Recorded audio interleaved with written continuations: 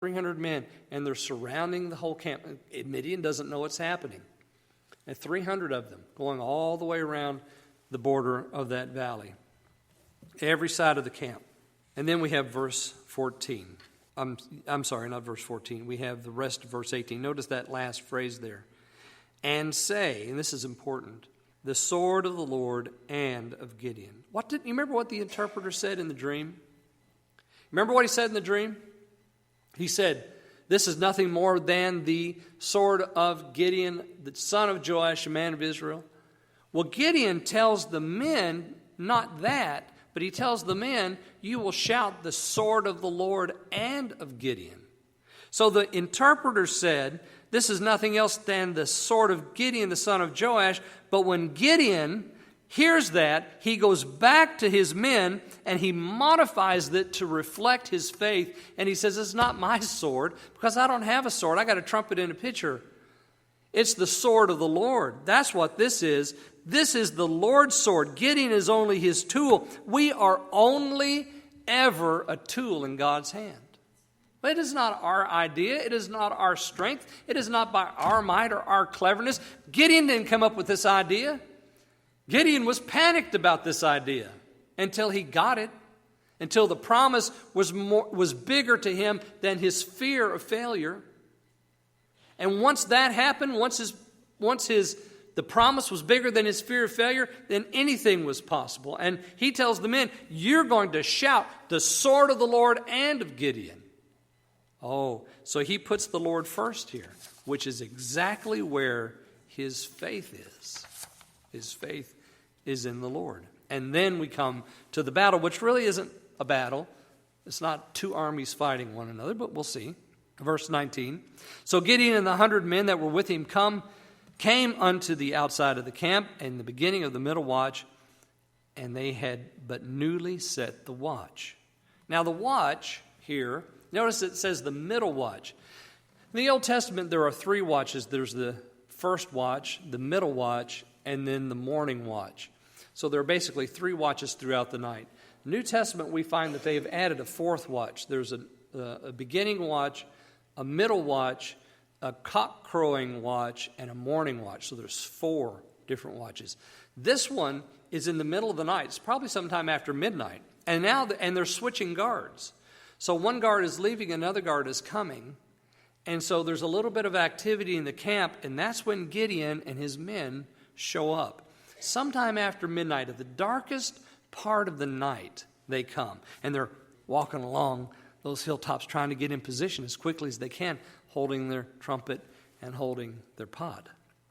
So in the middle watch of the night, sometime after midnight, and of course this is going to give the greatest effect both to the light and to the trumpet. So now, what happens? And they blew the trumpet. Look there at the end of verse 19. And they blew the trumpets and brake the pitchers that were in their hands. And the 3 companies blew the trumpets and brake the pitchers and held the lamps in their left hands and the trumpets in their right hands to blow withal. They get in their place, and Gideon knows it's time. And he starts to blow his trumpet. But before that, they break the pitchers. Now, I said a minute ago, they have their pitcher, and they've put that lamp inside the pitcher.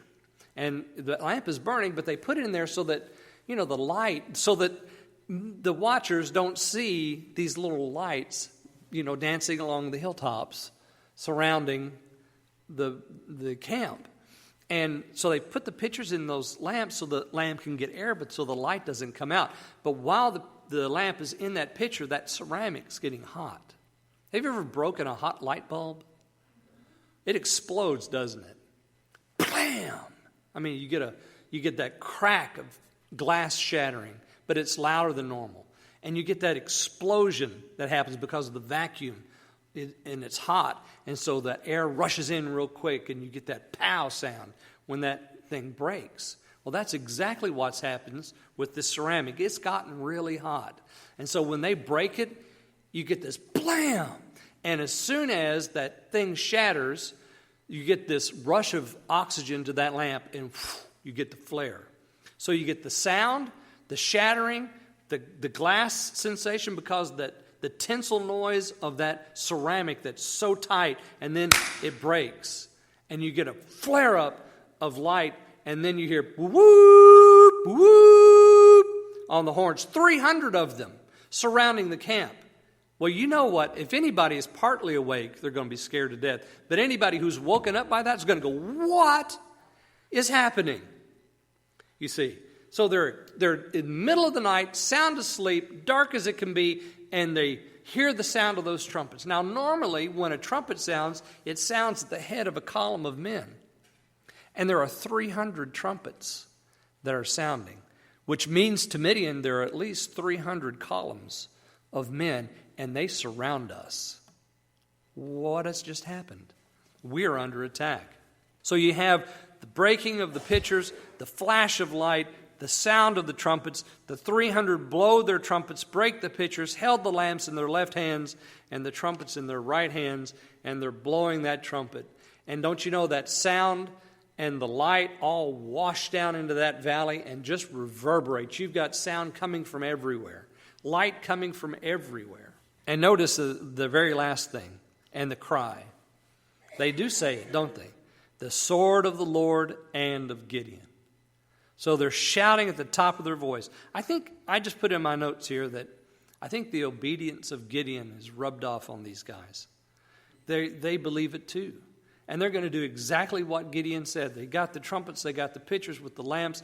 They're in their spot. They break the pitchers, they blow the trumpets, and they shout, the sword of the Lord and of Gideon. How wonderful. Now comes the true test of faith. It was the true test of faith for these men, and it's the true test of faith for every one of you, including this poor preacher that stands up here today. And here it is. Verse 21. And they stood, every man in his place, round about the enemy. This impresses me. They watched for the Lord to move. They waited for more instruction. They were confident in their leader's instruction and now waited to receive more, and they stood in their place. Usually, we're not that patient, are we? It's hard to wait. It's hard to watch. We see the enemy and we see something stirring and we want to do something about it. We've done everything we've been told to do, but what's next? We don't have any further instruction. What do? Nothing. Just wait. Just wait. Just wait. Just wait. Just wait until the time is right. Just wait until you're done praying. Just wait until things change. You just wait. You just wait. You pray and you wait. And you pray and you wait. And you do what you're told to do. And you share the gospel. And you wait. And you pray. And you wait. And you wait. And you watch. And you wait. And you pray. It's just the cycle. It's just what we do as believers. We're waiting. Because that's what faith calls us to do. The patience of Israel is wonderful here. They break the pots, blow the trumpets, shout the sword of the Lord and of Gideon, and then they just stand there.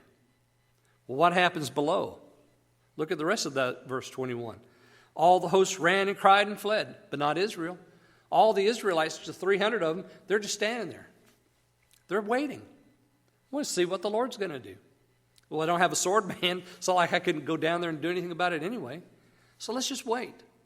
That's the hard thing to do, is to wait. But they're watching. And as the 300 watched and waited, the enemy tosses away all decorum of military restraint and allows chaos to take over. And of course, this is nothing more than the Spirit of God falling on these people. Just as it was the Spirit of God that fell upon Gideon, and he blew the trumpet and called to him all of Abiezer. So now the trumpet is blown and the Spirit of God comes, and these people are running and crying and ready to flee. Verse 22. And the 300 blew the trumpets, and the Lord set every man's sword against his fellow, even throughout all the host. And this is why the 300 only carried pitchers and trumpets. They didn't need swords. All the swords they needed were already down in the camp. You see, the 300, all they need to do is blow a trumpet. The rest of it's going to happen by itself. Well, with the Lord's help, isn't it? So, which is stronger, ladies and gentlemen? Let me ask you that question. Which is stronger? Is it faith or is it swords? Which is stronger, the faith of Gideon and his 300 men, or is it swords? Which is stronger, trumpets or swords? Which is stronger, pitchers or swords? Which is stronger, the Lord God of the earth and heaven above, or the heathen gods of these Midianites and Amalekites and children of the east? What is stronger? Well, there's only one answer to that question. And now everybody knows, especially in Israel, what the answer to that question is. I would imagine those 300 men became ambassadors of the Lord's greatness. They became the ones sharing the news, blazing abroad the story that the Lord God can deliver by many or by few. And certainly he did by few this time, didn't he? 300 blew the trumpets. The Lord set every man's sword against his fellow, even throughout all the host. And the host fled to Beth-shittah in Zerath, to the border of Abel-meholah, unto Tabath. Now, what are they doing? They're trying to go back home. This is going east. So they want to get back. They're going back through Manasseh. They're going to go back over the Jordan River. They're going to go through, was it Gad or Reuben, that tribe, and try to get away from the Jezreel Valley, because that's the killing field for them in their mind, that is. And of course, they've already killed the majority of themselves. And now they're running as fast as they could possibly run. They are running scared. You talk about fear. These guys have had fear laid on them like nothing else. Trembling, they've got it. Scared, they've got it. But not Israel. Israel, they just standing there watching it all, because they know the Lord is fulfilling the promise. Arise, for today I have delivered the host of Midian into your hand. And so there they are. Maybe they have hands outstretched as they watch this take place. Right here, into my hands. And so they flee. They're running as fast as they can. They're running back home. Of course they would. This is the way they would go. But it won't be easy. Not as easy it was coming. Leaving is going to be very tough. The Lord called them there, and he made it easy for them to cross Jordan. He made it easy. Nobody in Manasseh, nobody in Reuben, nobody along the route is going to say anything to these people about them trampling over their gardens and tearing up their pumpkin patch and getting in the way of their stuff. Because these are the Midianites, the Amalekites, and the children of the east. But now they're running scared, and the Lord has done a work, and they're going home with their tails between their legs as fast as they can go. But now it's not going to be easy. It's not going to be easy to get over Jordan, because something's going to happen. Notice verse 23. The men of Israel gathered themselves together out of Naphtali, out of Asher, out of all of Manasseh, and pursued after the Midianites. There is going to be a great slaughter of these folks, and the Lord is going to deliver Israel out of their hand from now on. You will not see the Midianites again in Israel. They don't ever come back. They're never a problem again. Amalek, not really that much of a problem again. They do rise up a couple of times in Samuel's books, but you don't see them much. The Lord is going to do a delivering work here. But I want you to notice something.